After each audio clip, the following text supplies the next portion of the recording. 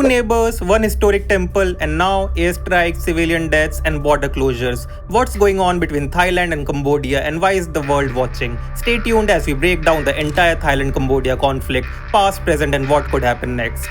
On July 24th, tensions exploded into violence when Cambodian artillery shells struck Thai villages, killing 11 civilians, including a child. Thailand responded with an F-16 airstrike targeting Cambodian military assets near the disputed border.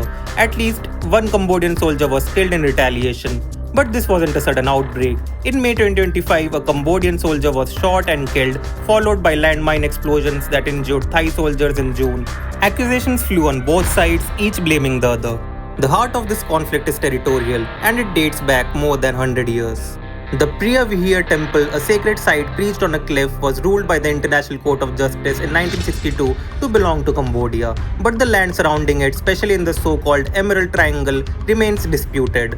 Thailand and Cambodia have overlapping claims with maps dating back to colonial French rule, causing massive confusion. Skirmishes have flared up before in 2008, 2011, and now again in 2025. Here's where it gets more complicated. Analysts believe the conflict isn't just about land, it's also about politics.